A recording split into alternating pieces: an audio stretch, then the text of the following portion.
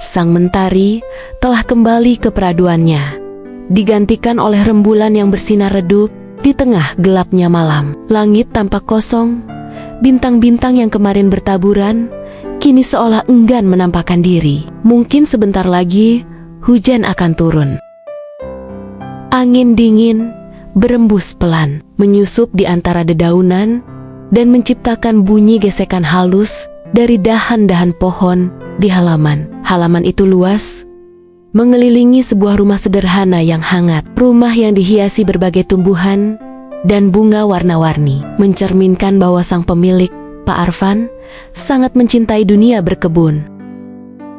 Pak Arfan, lelaki berusia 55 tahun, adalah seorang pengusaha yang bergerak di bidang pertanian. Ia tinggal di rumah itu bersama putri sematawayangnya, Hana, gadis yang siang tadi baru saja melangsungkan acara lamaran. Seharusnya malam ini menjadi malam penuh kebahagiaan, tapi tidak bagi Pak Arfan. Wajahnya yang biasanya teduh kini menyimpan sorot kekhawatiran yang sulit disembunyikan. Bukan karena calon menantu yang meragukan, bukan pula soal biaya atau persiapan pernikahan nanti. Yang membebani hatinya adalah satu pertanyaan yang selama ini ia pendam dalam-dalam. Bolehkah ia menjadi wali dalam pernikahan Hana jika darah yang mengalir dalam tubuh gadis itu ternyata bukanlah darahnya sendiri? Hana adalah anak perempuan yang dilahirkan Rika, istrinya, 28 tahun lalu. Anak yang sejak bayi ia besarkan sendiri dengan sepenuh cinta dan kesabaran. Anak yang ia peluk dalam demam, ia tuntun dalam langkah, dan ia ajarkan cara bertahan dalam hidup. Namun Rika, sang istri, adalah wanita yang berbeda dari dirinya. Wanita berjiwa bebas. Sejak awal pernikahan pun, dia sudah berani menyimpan rahasia, bahkan menjalin hubungan di luar ikatan rumah tangga. Wanita yang sejak dulu hidup dengan caranya sendiri. Wanita yang selalu datang dan pergi sesuka hati. Wanita yang telah berkali-kali mengkhianati ikatan mereka. Dan kini, kegusaran itu menyeruak ke permukaan, menuntut jawaban tepat di malam yang seharusnya penuh sukacita. Pak Arfan duduk menyandar di kursi kayu tua yang berderit pelan setiap kali tubuhnya bergerak. Kursi itu terletak di beranda, menghadap halaman yang mulai tenggelam dalam gelap. Hanya nyanyian jangkrik yang menemani malamnya dan hatinya yang sama gelapnya. Keningnya berkerut dalam, tatapannya kosong, seolah ada sesuatu yang tak bisa ia lepaskan dari pikirannya. Lalu langkah ringan terdengar menghampiri. Hana datang dengan secangkir bandrek hangat di tangan. Muk kaleng kesayangan ayahnya, muk yang bermotif bunga hijau, mengepulkan uap lembut yang menguar harum rempah. Ia letakkan pelan di atas meja kayu yang sudah sama tuanya dengan kursi itu. Ayah kenapa sih? Dari tadi siang kayaknya kusut banget. Tanyanya pelan, duduk di samping sang ayah dengan mata khawatir. Pak Arfan menatap Hana dalam dan lama. Ada ribuan kata yang berdesakan di dadanya, tapi lidahnya keluh. Ia tahu, semakin lama ia menunda, semakin besar luka yang bisa terjadi. Nak, Ucapnya, suaranya pelan dan berat. kamu sudah dewasa. Kamu juga pasti sudah tahu bagaimana kelakuan ibumu. Ia berhenti sejenak, menelan kekhawatiran yang menggantung di tenggorokannya. Kamu pasti tahu, dalam hukum agama, yang boleh menikahkan seorang perempuan hanyalah ayah kandungnya. Seseorang yang sedarah. Hana mengernyit. Tatapannya perlahan berubah. Ia belum sepenuhnya paham, tapi bisa merasakan arah pembicaraan itu mulai masuk ke wilayah yang asing dan menyakitkan. "Maksud ayah apa?" bisiknya pelan. Sejenak hening, hanya suara jangkrik dan detak jantung yang menggema di telinga masing-masing. Kamu adalah anak ayah. Satu-satunya, kamu yang ayah besarkan, ayah rawat dari kecil, yang ayah cintai dengan seluruh hidup ayah, tapi ayah takut berdosa kalau tidak memintamu melakukan tes DNA ini. Tangannya menyodorkan selembar kertas. Alamat sebuah laboratorium tertera di sana. Tes DNA. Suara Hana nyaris tak terdengar, seperti tercekik. Ayah hanya ingin kepastian, nak. Bukan karena ayah tidak menganggapmu anak, tapi karena selama ini ada bayang-bayang yang menghantui ayah. Dan ini satu-satunya cara untuk menghapus semua keraguan itu. Kertas itu bukan hanya sekedar alamat. Di balik huruf-hurufnya tersembunyi luka seorang suami yang dikhianati, rasa bersalah seorang ayah yang takut tak sah menjadi wali, dan rasa sayang yang tak pernah bisa ia ucapkan tanpa getir. Hana terdiam, jemarinya perlahan meremas lembaran itu, seperti memegang sesuatu yang akan merubah seluruh hidupnya. Ia menunduk, hatinya terasa perih. Ia tahu ibunya adalah rahim yang melahirkannya, tapi sebenarnya darah siapa yang mengalir dalam tubuhnya? Ibunya adalah bunga. Bunga yang selalu mekar di musim apapun. Tapi sayangnya, dia tak pernah memilih satu kumbang. Dia membiarkan dirinya dihinggapi siapa saja, berpindah-pindah, tanpa pernah mengenal arti kata setia. Perutnya mendadak terasa mual. Tiba-tiba, dunia seolah terbalik. Bayangan tentang bukan menjadi darah daging ayahnya, pria yang selama ini ia panggil ayah dengan bangga, membuatnya ingin menangis. Matanya mulai basah, tapi Hana segera berdiri. Langkahnya pelan, masuk ke dalam rumah, membawa luka itu diam-diam, menyimpan tetes air mata yang tak ingin ia tunjukkan malam itu. Malam semakin sunyi, seakan membisikkan lagu pengantar tidur, diiringi temaram rembulan yang menggantung lesu di langit. Awan kelabu perlahan menebal, didorong angin yang membawa kabar bahwa hujan akan segera turun. Seolah alam ingin berbicara, memberi tanda bahwa sebuah rahasia akan segera terbuka. Rahasia itu mungkin akan jatuh seperti hujan malam ini, bukan dalam gelegar petir yang menggelegar, bukan pula disertai badai yang mengguncang, melainkan datang perlahan, setecis demi setecis menyelinap dalam diam, hingga akhirnya membanjiri halaman yang tadinya kering. Melainkan datang perlahan, setecis demi setecis menyelinap dalam diam, hingga akhirnya membanjiri halaman yang tadinya kering. Dan di kamar itu, Hana tak juga bisa memejamkan matanya. Ia berbaring diam di ranjangnya, menatap langit-langit yang gelap. Tubuhnya lelah, tapi pikirannya berisik. Bayangan masa kecil itu kembali menari-nari di benak Hana. Gambaran tentang dirinya yang dulu. Hana kecil dengan pipi tembam dan rambut dikuncir dua yang tertawa lepas dalam pelukan sang ayah. Juga tangisnya yang selalu reda di dada yang sama. Atau malam-malam saat demam melanda, tangan ayahnya yang selalu sigap mengganti kompres dan membisikkan doa di telinganya. Kasih sayang itu tak pernah absen, tak pernah tawar. Seolah hanya mereka berdua yang ada di dunia ini. Hana memejamkan mata.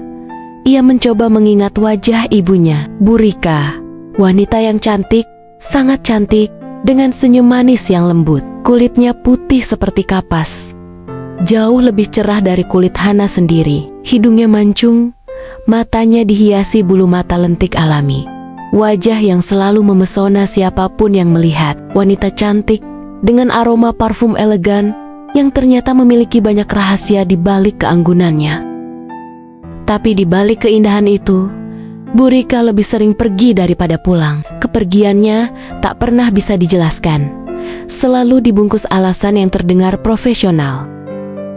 Seorang dosen di universitas ternama, begitu yang dikenal orang-orang. Kesibukan yang tak ada habisnya, seminar di luar kota, penelitian, atau jadwal mengajar yang padat. Dulu, Hana kecil tak pernah bertanya. Ia menganggap semua itu wajar. Tapi waktu mengubah segalanya, pertumbuhan membawanya pada telinga yang lebih tajam dan mata yang lebih jeli. Dari pintu yang terbuka, ia sering menguping pertengkaran. Dari bisikan yang tak sengaja tertangkap, ia mulai merangkai kepingan kenyataan. Dan dari setiap debat panas antara ayah dan ibu, akhirnya ia tahu tentang jiwa ibunya yang bebas, tentang kehidupan lain yang tak lagi bisa disembunyikan. Wanita yang melahirkannya, tapi juga wanita yang memilih jalan-jalan gelap, wanita yang tak pernah hadir kecuali saat ia membutuhkan sesuatu. Tangan Hana meremas selimut, matanya mulai meneteskan air mata. Ia merasa seperti anak kecil lagi, yang hilang di tengah keramaian orang dewasa yang menyimpan terlalu banyak kebohongan.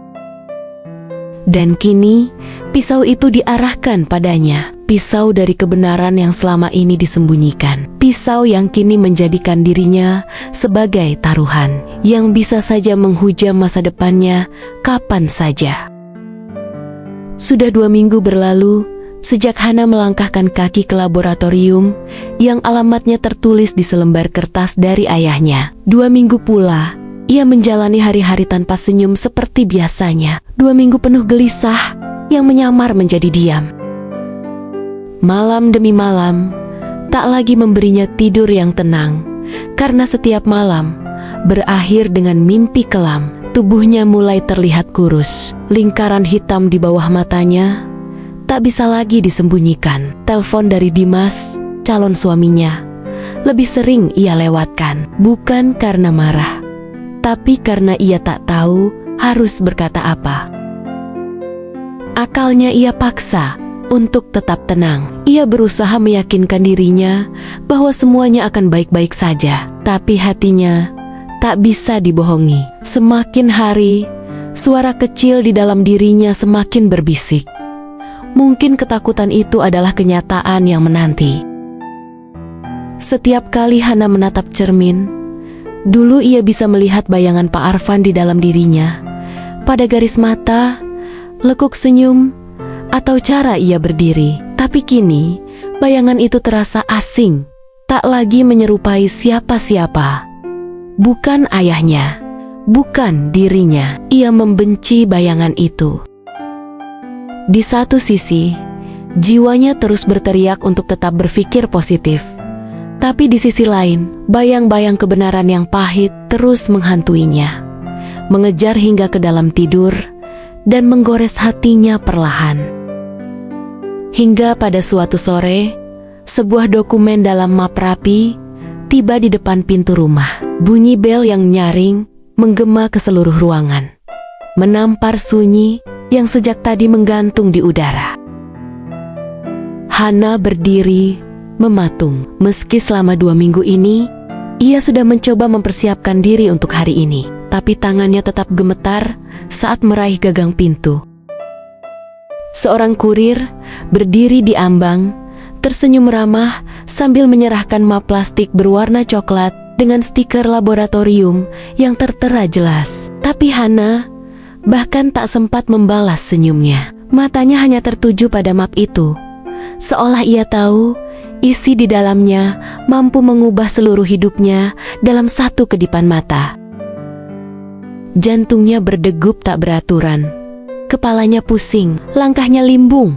Namun dengan cepat ia membawa map itu langsung ke dalam kamar. Pintu ditutup rapat, lalu dikunci, seolah ia ingin mencegah kabar itu keluar dari ruangan, atau agar dunia tak ikut hancur bersamanya. Tangan Hana membuka map itu dengan napas yang memburu. Di dalamnya terselip amplop putih tebal berlogo laboratorium. Keringat dingin mulai membasahi pelipisnya. Tangannya bergetar hebat saat menarik keluar 5 lembar kertas yang terlipat rapi. Ia menatap halaman pertama, mencoba bernapas dalam, lalu halaman kedua. Hasil, subjek A dan subjek B tidak memiliki hubungan ayah anak secara biologis. Waktu seperti berhenti, lembaran-lembaran itu terlepas dari tangannya. Terbang tak beraturan sebelum jatuh berserakan ke lantai seperti kepingan hatinya yang pecah. Tubuh Hana melemas, kakinya tak sanggup menopang berat kenyataan. Ia jatuh terduduk, memeluk lututnya erat. Tangisnya pecah tanpa suara di awal, lalu berubah menjadi sesenggukan yang tak bisa lagi ditahan. Tubuh Hana melemas, kakinya tak sanggup menopang berat kenyataan. Ia jatuh terduduk, memeluk lututnya erat. Tangisnya pecah tanpa suara di awal, lalu berubah menjadi sesenggukan yang tak bisa lagi ditahan. Di tengah tangis yang belum juga reda, tiba-tiba aroma parfum itu muncul di ingatannya. Parfum milik sang ibu, aroma tajam yang selalu menusuk hidung Hana sejak kecil. Parfum yang dulu menandakan kepulangan Bu Rika, dan kini justru menjadi pemicu mual yang mengguncang seluruh tubuhnya. Perutnya terasa bergejolak. Hana merasa jijik. Jijik pada dirinya sendiri, pada darah yang mengalir di nadinya, pada kebenaran yang kini sudah tak bisa disangkal.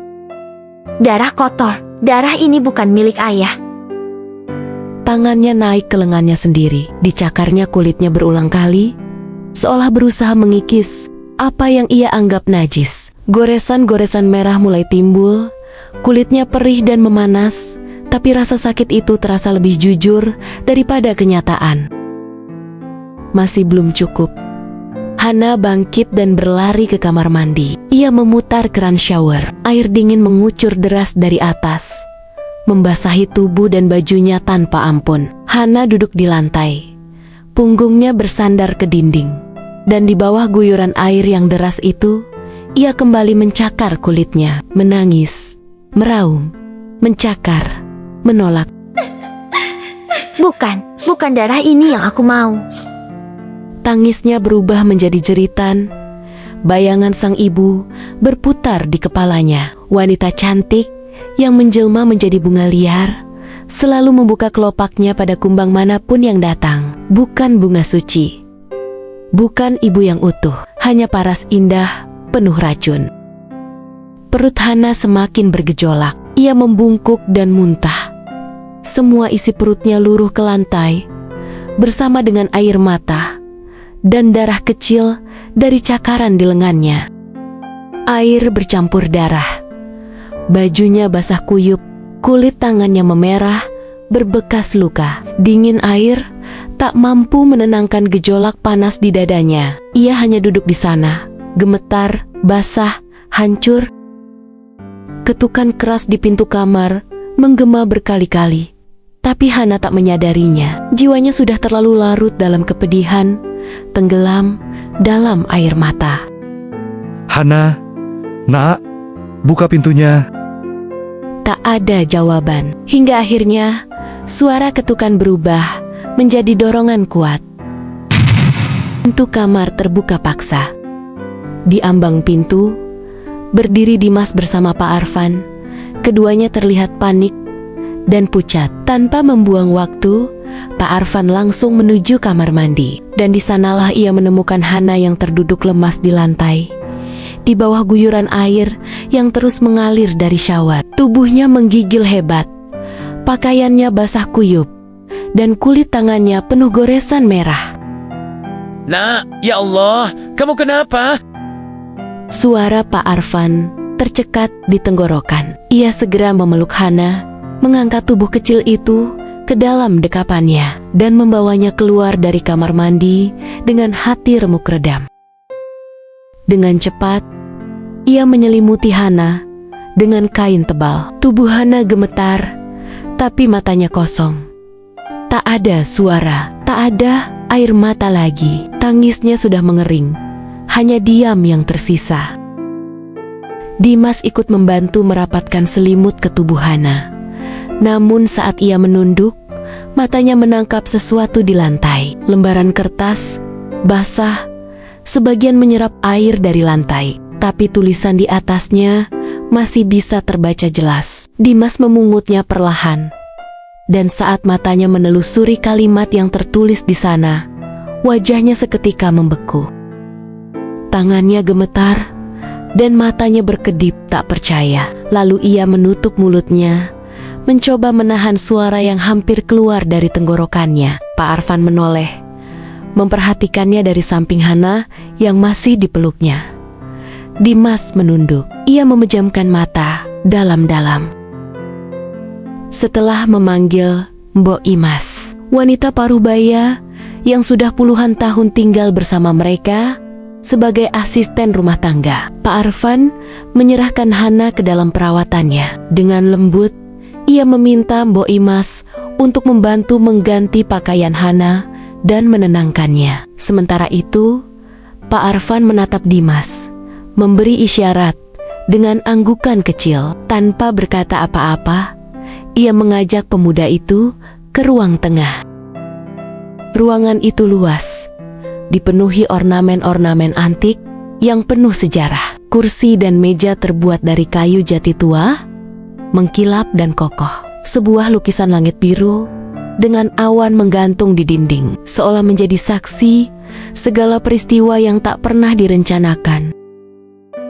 Mereka duduk di kursi yang saling berhadapan, dan di sana hening menyelimuti mereka cukup lama. Pak Arfan membuka suara lebih dulu, tenang tapi terdengar getir. Nak Dimas, semua yang tadi kamu baca itu adalah hasil tes DNA antara saya dan Hana. Dimas masih menunduk, matanya memaku pada lantai keramik putih yang bersih, sebersih kenyataan pahit yang tak bisa ia hindari. Pak Arfan melanjutkan, suaranya nyaris lirih. Itulah kenyataannya.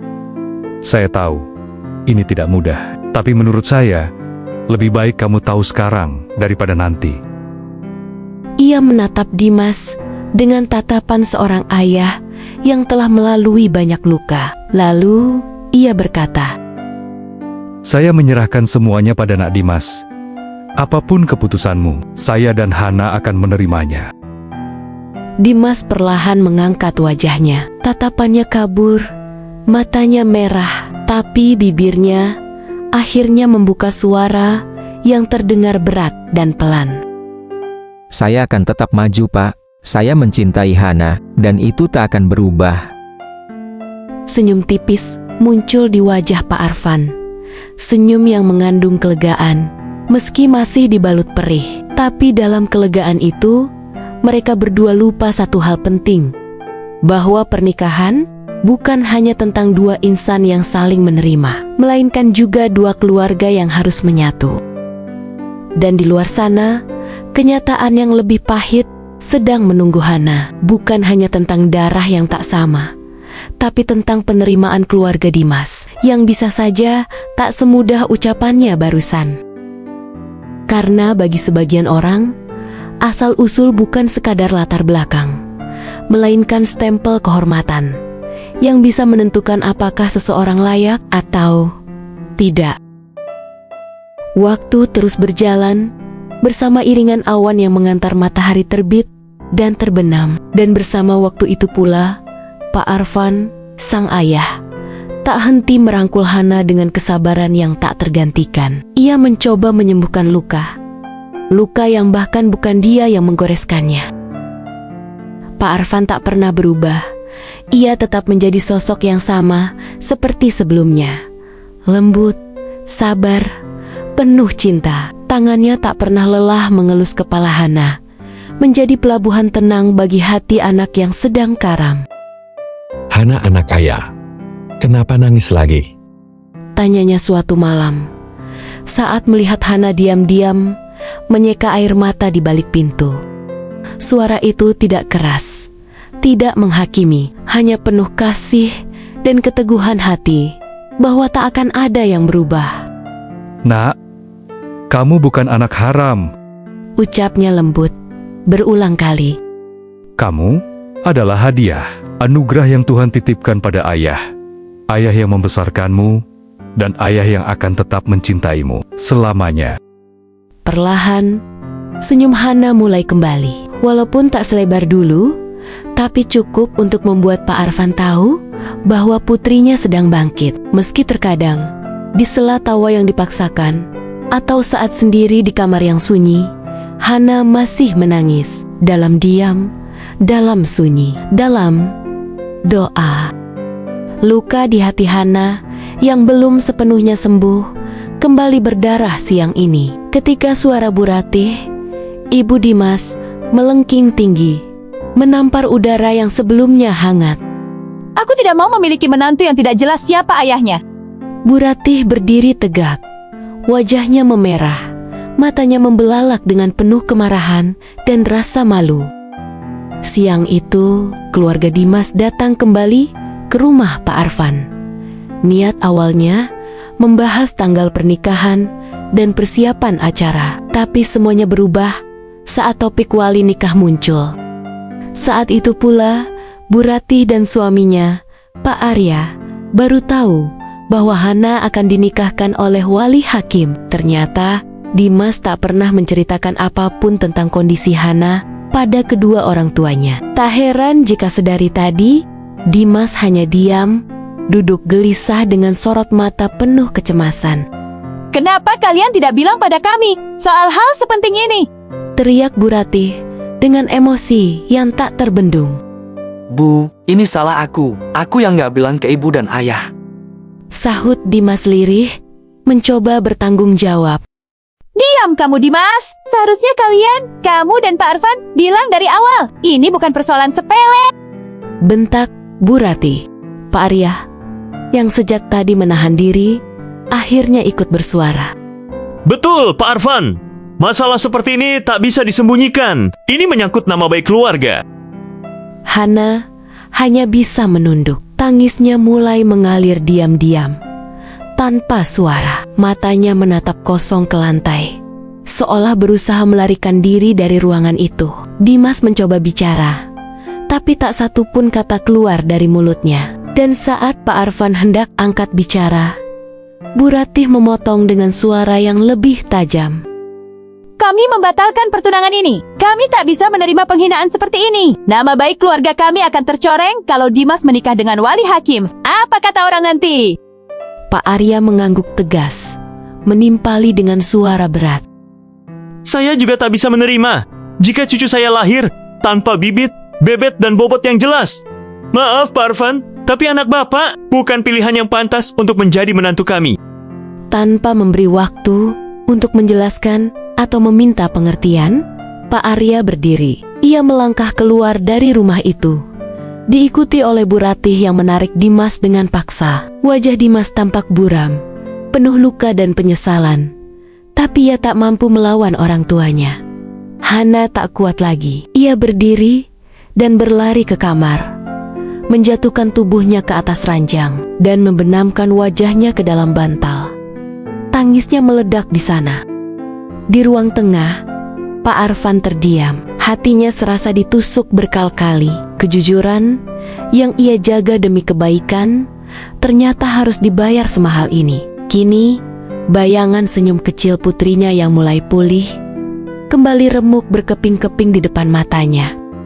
Dan rasa sakit yang kini ia rasakan lebih perih dari saat pertama kali mengetahui bahwa istrinya berselingkuh. Sebab tak ada luka yang lebih dalam bagi seorang ayah selain melihat putri yang ia cintai hancur untuk kedua kalinya. Karena dunia memilih untuk memandang darah, bukan ketulusan yang mengalir dari hati. Siang itu menjadi hari yang kelam bagi Hana. Lebih kelam dari hari ketika hasil tes DNA itu tiba. Lebih kelam dari malam-malam yang ia lalui dengan tubuh gemetar di bawah shower. Hatinya remuk, bukan lagi pecah, tapi hancur tak berbentuk. Ada 1000 tanya dalam benaknya. Mengapa aku harus dilahirkan dengan takdir seperti ini? Mengapa dosa ibuku harus menuntut tubuhku untuk menanggung akibatnya? Andai saja ia tahu hidupnya akan sesakit ini, mungkin ia akan meminta pada langit untuk tidak pernah dilahirkan. Kesakitan itu terlalu dalam, terlalu gelap, dan terlalu sepi. Setiap hari, kini ia habiskan di dalam kamar. Duduk di sudut jendela yang selalu terbuka lebar, memandang langit yang berganti warna, namun tak pernah memberi jawaban. Dan seperti biasa, kenangan-kenangan lama datang menghampiri. kenangan saat ia kecil, saat tangan ayahnya menggandengnya di jalan setapak, saat ia sakit dan digendong dalam pelukan yang harum oleh minyak kayu putih. Lalu datang bayangan Dimas tentang pertemuan pertama mereka. Tawa yang dibagi, janji yang perlahan tumbuh menjadi mimpi menua bersama. Air mata pun luruh, mengalir pelan membasahi pipinya, hingga akhirnya selalu ditutup oleh bayangan wajah sang ibu. Wanita itu pelaku dari takdir yang merampas hidupnya. Dan di saat itulah teriakan Hana menggema di kamar yang terkunci rapat. Ia melempar vas bunga, memukul kepalanya sendiri dengan tangan gemetar, berusaha menghentikan wajah sang ibu yang terus menghantuinya. Pernah, di titik terendah, terbesit pikiran mengerikan itu. Bagaimana kalau aku keluarkan saja darah ini, darah kotor ini, hingga habis. Namun saat itu juga, bayangan Pak Arfan, ayah yang selalu memanggil namanya dengan suara hangat, muncul seperti cahaya di tengah gelap pikirannya. Hana, anak ayah, kenapa nangis lagi? Bayangan itu menyelamatkannya, menggagalkan niat yang sempat hinggap, sebab ia tahu, jika ia benar-benar mengakhiri semuanya, hati ayahnya akan hancur lebih parah dari hatinya sendiri. Dan dengan napas tersengal, ia hanya bisa kembali terisak pilu, membiarkan tangisnya menjadi satu-satunya bentuk kelegaan yang tersisa. Bu Rika, entah sedang di mana kini. Tak ada kabar, tak ada jejak, tak ada pula rasa ingin tahu tentang apa yang tengah terjadi pada putrinya. Tapi itu bukan hal baru bagi Hana. Sejak dulu, ketidakhadiran sang ibu sudah menjadi bagian dari kesehariannya. Ia tak datang saat Hana pertama kali tumbuh giginya. Ia tak hadir saat Hana jatuh dari sepeda dan lututnya berdarah. Ia juga tak peduli saat Hana meraih prestasi pertamanya di sekolah. Bu Rika hanya akan muncul ketika dia butuh sesuatu, ketika sedang menyusun tesis S2-nya dan perlu bantuan sang suami dalam menyusun data, ketika ada urusan yang katanya penting dan memerlukan uang dalam jumlah besar tanpa penjelasan. Ia akan datang dengan senyum manis dan bibir dengaan gincu merah menyala, lalu pergi tanpa bekas ketika kebutuhannya terpenuhi. Bagi Hana, keberadaan ibunya hanya sebatas bayangan samar, hadir sebentar, lalu lenyap. Ia sudah terbiasa dengan absennya cinta dari seorang ibu. Namun kini, rasa sakit yang ditinggalkan tak lagi berupa kekosongan, tapi luka yang nyata, luka yang mengalir bersama darahnya sendiri. Karena ibu itu tak hanya absen, tapi juga menjadi akar dari luka yang kini merusak seluruh hidup. Hana menjadi awal dari takdir kelam yang menjatuhkan dirinya dalam jurang tanpa dasar. Ia tak pernah datang, tidak sebagai penolong, tapi sebagai kutukan yang turun tanpa sebab, yang menuntut Hana menanggung dosa yang tak pernah ia buat.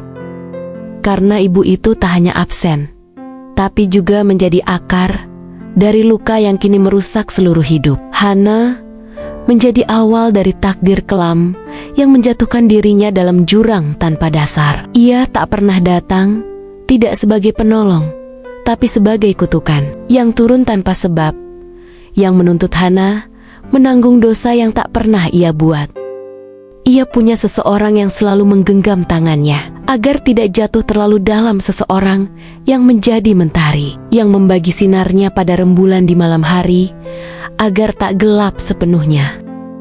Nak, Bapak mau ke kota dulu ya, mau ketemu pemborong untuk buah pepaya kita. Itulah kalimat terakhir yang diingat Hana siang tadi. Sebelum sang ayah berangkat, mengenakan kemeja sederhana yang selalu disetrika rapi, celana bahan, dan sepatu kerja yang meski tua, tetap mengkilap karena selalu dibersihkan dengan penuh cinta. Sebenarnya Pak Arfan tak tega meninggalkan Hana seorang diri. Namun urusan pekerjaan tak bisa ditunda. Sebelum pergi, ia sempat menatap wajah putrinya lama-lama, seperti sedang memastikan luka di hati Hana mulai sembuh. Kalau capek, Istirahat ya, nanti malam kita hitung lagi bareng-bareng kalkulasi minggu ini. Katanya sambil mengelus rambut Hana. Dan Hana hanya mengangguk kecil.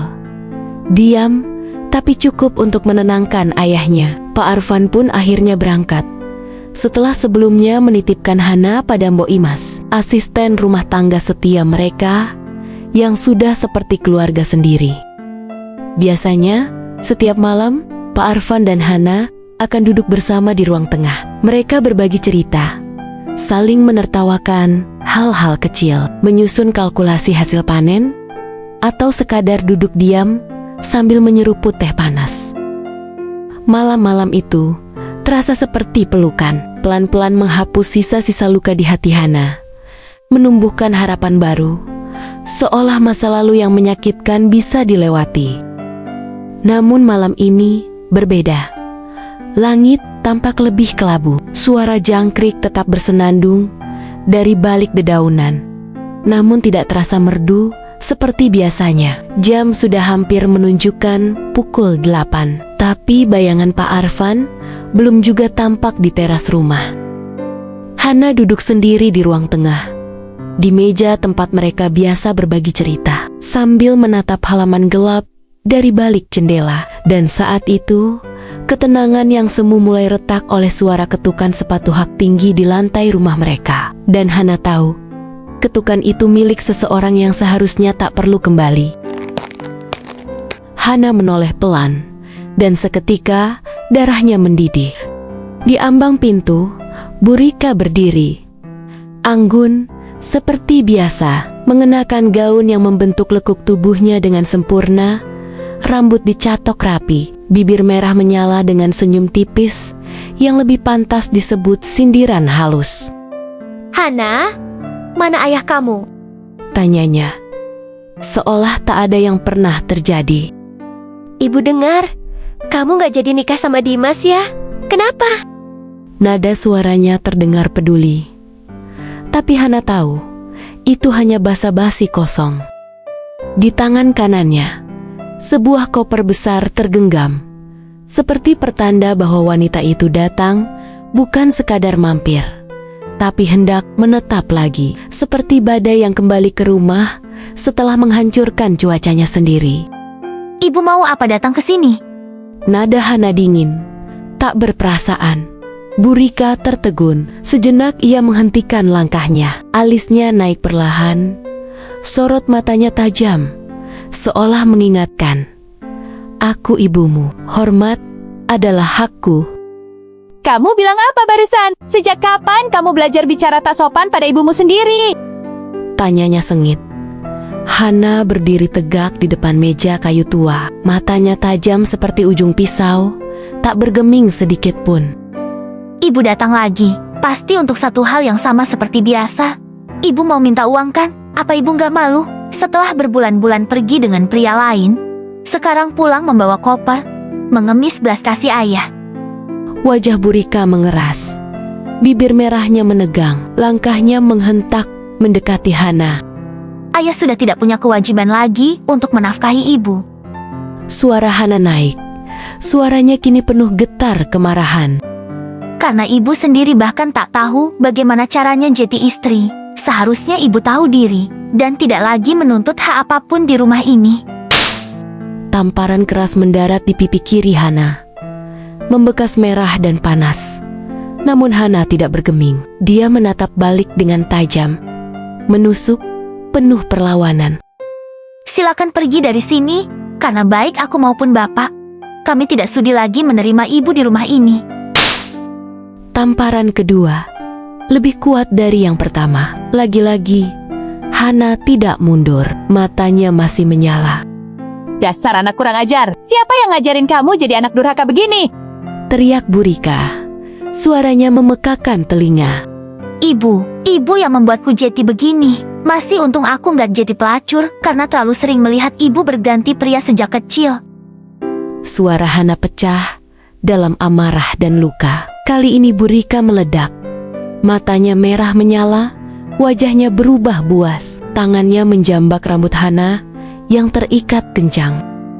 Hana terjatuh. Tubuhnya menghantam lantai Kepalanya berdenyut keras, ikat rambutnya lepas, helai-helai panjang berserakan, menempel di tangan Burika yang masih mencengkeram.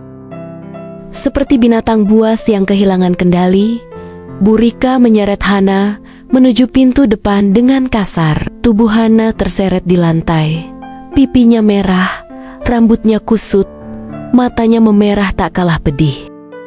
Di balik semua keributan itu, dendam lama akhirnya meledak. Tidak ada lagi ibu dan anak, yang tersisa hanya dua wanita yang saling melukai tanpa ampun. Di tengah suara bentakan dan jeritan yang menggema hingga ke sudut rumah. Rika, lepaskan Hana! Suara berat dan penuh amarah itu menggetarkan dinding rumah. Pak Arfan muncul dari ambang pintu. Napasnya memburu. Wajahnya merah padam. Tanpa pikir panjang, ia menarik paksa Burika menjauh dari Hana yang tergeletak lemah di lantai. Tangannya menggenggam lengan mantan istrinya dengan tenaga yang selama ini selalu ia redam. Lepaskan! Teriaknya sekali lagi, membuat Burika tersentak. Hana masih terduduk di lantai. Rambutnya berantakan, matanya kosong, pipinya basah dan memerah. Kepalanya berputar hebat, tubuhnya menggigil dari arah dapur. Bo Imas yang sedari tadi hanya berdiri penuh takut dan tak berani ikut campur, berlari tergesa menghampiri Hana. Astaga, Ndu, ya Allah. Mbok Imas membantu Hana berdiri, memapahnya perlahan ke kursi tua di sudut ruang. Pak Arfan kini berdiri tegak, tubuhnya menghalangi pandangan Burika ke arah Hana. Wajahnya tegang, matanya yang selama 28 tahun selalu lembut kepada Rika, kini berubah dingin, keras, penuh luka yang tak bisa lagi ditahan. Tangannya mengepal, nadanya tegas dan tak terbantahkan. Mulai malam ini juga, kamu aku talak 3. Pergi dari rumah ini, dan jangan pernah sekalipun kembali menapakkan kaki ke sini lagi. Hening, suara jangkrik pun seperti ikut terdiam. Waktu terasa berhenti sejenak. Burika berdiri membeku, matanya membelalak, mulutnya terbuka seakan ingin membalas. Tapi tak satu kata pun keluar. Selama ini, seburuk dan sesering apapun ia berulah, Pak Arfan selalu memaafkan, selalu membukakan pintu, dan selalu mengulurkan tangan. Tapi malam ini, tangan itu ditarik, dan pintu itu ditutup. Yang menatapnya sekarang, bukan lagi pria yang ia permainkan bertahun-tahun, tapi seorang ayah yang telah melihat anak perempuannya dilukai secara lahir dan batin. Pak Arfan memalingkan wajahnya, tak sudi lagi menatap wanita yang pernah ia cintai. Sementara Hana duduk lemah di kursi, memegangi rambut yang berantakan dan pipi yang masih terasa panas. Pelan-pelan, ia menangis dalam pelukan Bo Imas yang terus membisikkan doa-doa. Burika masih dengan koper di tangan. Burika masih berdiri di ambang pintu. Koper besar masih tergenggam erat di tangannya. Wajahnya tercabik antara amarah, keterkejutan, dan harga diri yang terinjak. Namun Pak Arfan tak lagi memberi ruang. Dengan tangannya yang gemetar menahan emosi, ia mendorong tubuh wanita itu keluar dari rumah yang pernah dibangun dengan harapan bisa menjadi keluarga bahagia. Namun kini, rumah itu hanyalah tempat Burika yang terlalu sering pergi dan kembali sesuka hati. Burika terdorong mundur beberapa langkah. Hak sepatunya menghantam ubin teras, dan koper itu terayun keras. Seketika, pintu ditutup dengan hentakan yang memekakan. Lalu, suara kunci diputar dari dalam. Sunyi.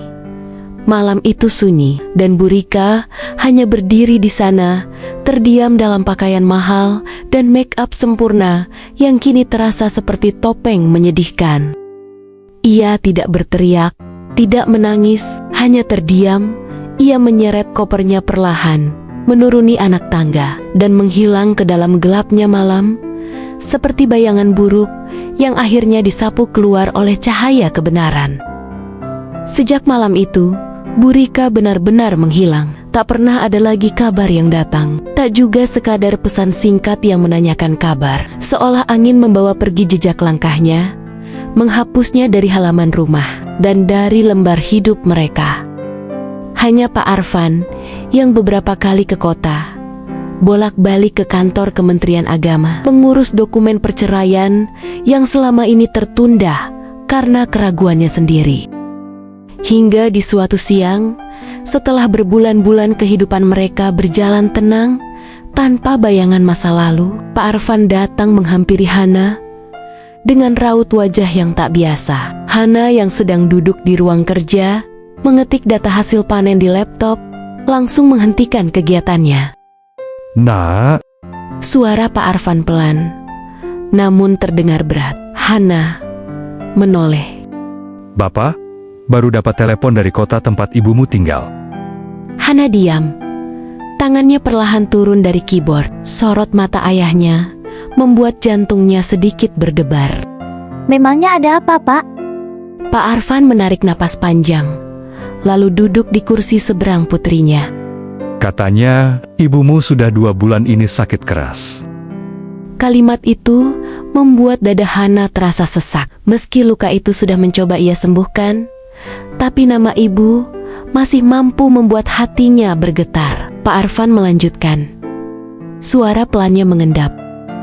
Dia terkena hepatitis C. Kondisinya makin melemah. Tidak ada yang merawat.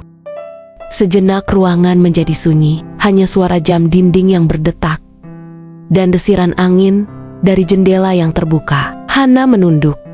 Dalam diamnya, pikirannya berkecamuk. Apakah ini balasan dari kehidupan bebas yang pernah dijalani ibunya? Apakah ini semacam karma atau hanya bagian dari perjalanan waktu yang pelan-pelan menagih semua keputusan? Pak Arfan mengulurkan tangannya, mengelus kepala Hana lembut seperti biasa. Nak, seburuk apapun dia tetaplah wanita yang mengandungmu 9 bulan, yang pernah menahan nyeri untuk melahirkanmu ke dunia. Suara Pak Arfan sedikit bergetar. Datanglah, jenguk ibumu. Hana terdiam. Ada konflik dalam hatinya. Ia ingat semua luka, semua penghinaan karena ibunya, dan tamparan keras di pipinya. Tapi ia juga tahu bahwa di dalam tubuhnya mengalir darah dari wanita itu. Wanita yang meski tak pernah jadi ibu dalam makna sepenuhnya, tetaplah ibu dari sisi takdir yang tak bisa dihapuskan. Ia mengangguk pelan. Iya, Pak. Sore itu langit tampak muram. Awan kelabu menggantung berat di cakrawala, seolah ikut menyesakkan dada Hana saat ia melangkah masuk ke rumah sakit yang sunyi. Di lantai 4, pada sebuah ruangan bernomor 408, aroma obat dan antiseptik menyambutnya. Di dalamnya, suara mesin infus berdetak pelan, sesekali diselingi deru rendah dari alat bantu pernapasan yang terpasang. Di ranjang itu, seorang wanita terbaring lemah. Tubuhnya tinggal tulang dan kulit. Kulitnya pucat kekuningan. Selang oksigen terpasang di hidungnya, dan tangan kanannya dipenuhi bekas tusukan jarum infus. Wajah itu, meskipun berubah drastis, Hana masih mengenali garis-garis wajahnya. Itulah Burika, ibunya. Hana mendekat perlahan, duduk di sisi ranjang. Jantungnya berdetak kencang, bukan karena benci, tapi karena campuran emosi yang tak bisa ia uraikan. "Bu," bisiknya lirih, hampir tak terdengar. Mata Burika perlahan terbuka, pandangannya buram, tak langsung fokus. Tapi ketika ia menoleh sedikit dan melihat Hana, sorot matanya sendu. Hanya sebentar, lalu kembali tertutup lagi. Tenaga yang ia miliki jelas nyaris tak tersisa. Hana menatap wajah itu dalam diam. Wajah yang dulu ia benci, kini terlihat begitu rapuh, begitu jauh dari gambaran wanita kuat dan angkuh yang dulu ia kenal. "Aku datang, Bu. Aku datang bukan untuk marah, bukan juga untuk menagih jawaban. Aku cuma ingin duduk di sini, nemenin Ibu." Tak ada respons, hanya hembusan napas berat dari alat bantu oksigen yang menjadi satu-satunya bukti bahwa tubuh itu masih hidup. Hana menggenggam tangan ibunya yang dingin dan kurus. Maaf kalau aku telat. Aku butuh waktu lama buat maafin, bahkan buat nerima. Seketika, air mata mengalir dari ujung matanya, dan jemari Bu Rika bergerak lemah, sangat pelan, seperti hanya ingin membalas genggaman Hana, meski tak kuat menekannya. Air mata Hana jatuh perlahan.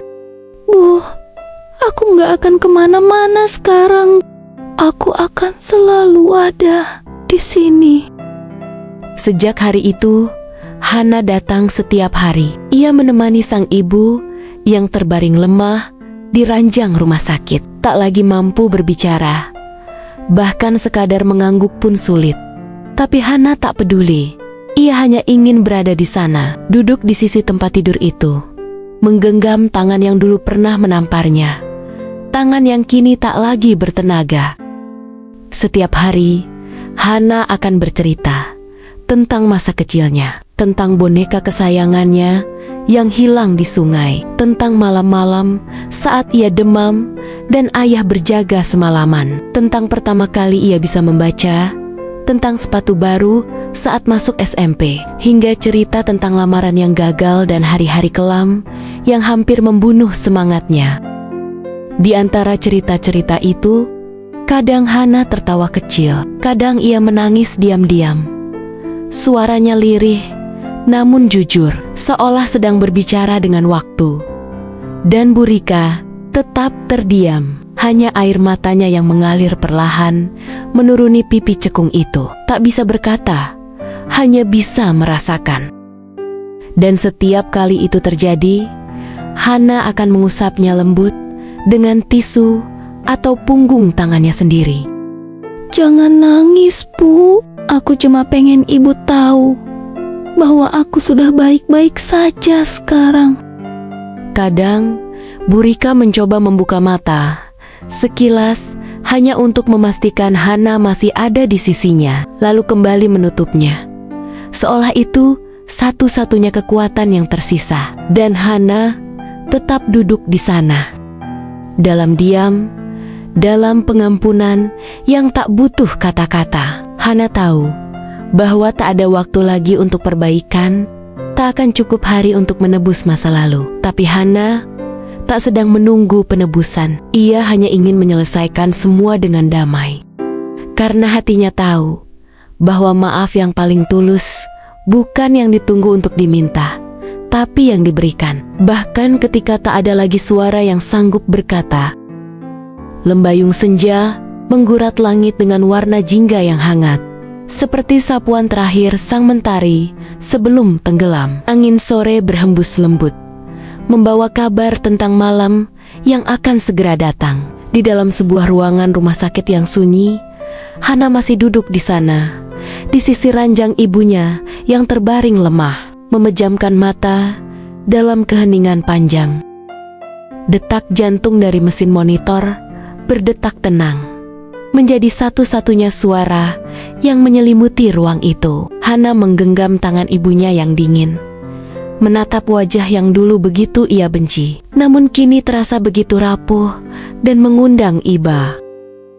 Dengan suara pelan yang nyaris seperti bisikan, Hana berkata, Bu, waktu Hana besar, memang Hana tidak pernah benar-benar mengenal ibu, tapi waktu Hana masih di kandungan, pasti hanya suara jantung ibu yang Hana dengar dan kenal. Pasti hanya detak itu yang menenangkan Hana dalam gelapnya rahim. Air mata menggenang di sudut matanya, perlahan jatuh membasahi pipi. Hana tidak dendam pada ibu, justru Hana berterima kasih.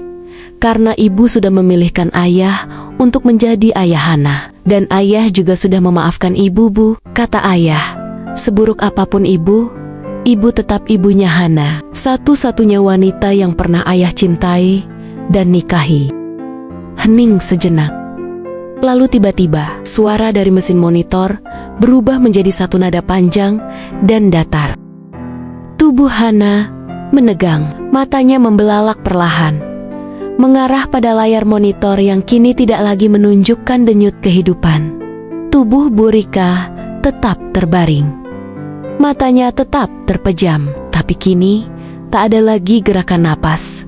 Tak ada lagi hembusan. Sang ibu telah pergi. Hana menunduk dalam, menggenggam tangan itu lebih erat, seolah tak ingin melepaskannya. Suara tangis yang ia tahan sejak tadi akhirnya pecah, menggema dalam ruang yang kini terasa lebih kosong dari sebelumnya. Ibu. Hanya itu yang mampu keluar dari mulutnya. Tangisnya bergetar, bukan hanya karena kehilangan, tapi karena akhirnya luka itu selesai. Walau meninggalkan bekas, tapi tak lagi bernanah.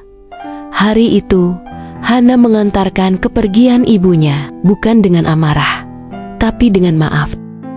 Pagi itu, mentari bersinar terang seakan tak tahu bahwa dunia seseorang tengah runtuh perlahan. Langit biru membentang luas tanpa awan, kontras dengan kabut kesedihan yang menyelimuti hati Hana.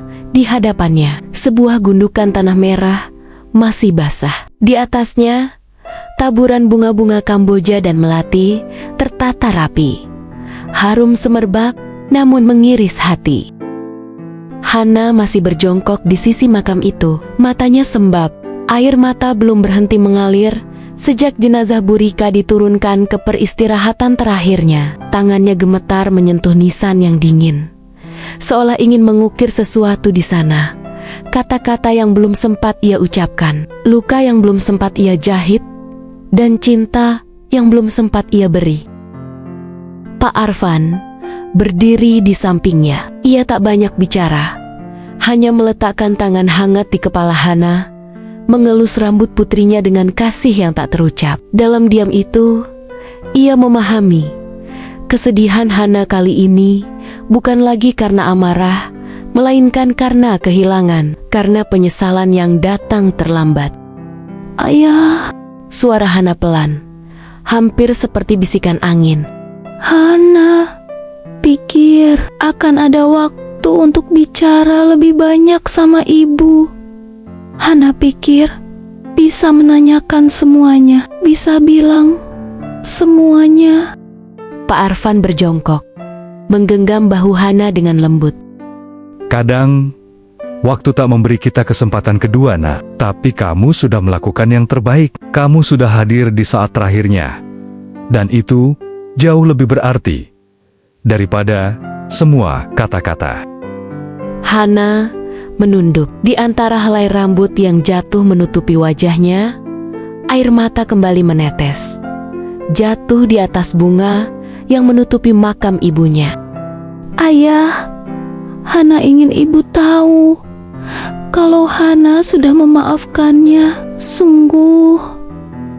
Pak Arfan tersenyum getir, menatap makam itu dengan mata yang tak kalah berkaca. Ibumu tahu, Nak. Ibumu tahu.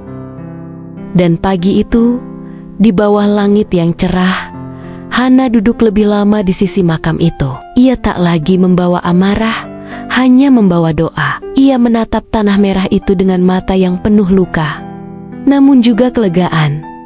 Karena luka itu kini, pelan-pelan, mulai menemukan ujung. Pada akhirnya, tak ada yang bisa kita bawa saat meninggalkan dunia ini. Bukan kecantikan yang dulu dibanggakan, bukan harta yang dulu dijaga erat. Semuanya akan tinggal sebagai kenangan. Sementara yang benar-benar menemani hanyalah doa tulus dari orang-orang yang pernah kita sayangi dan yang pernah kita sakiti.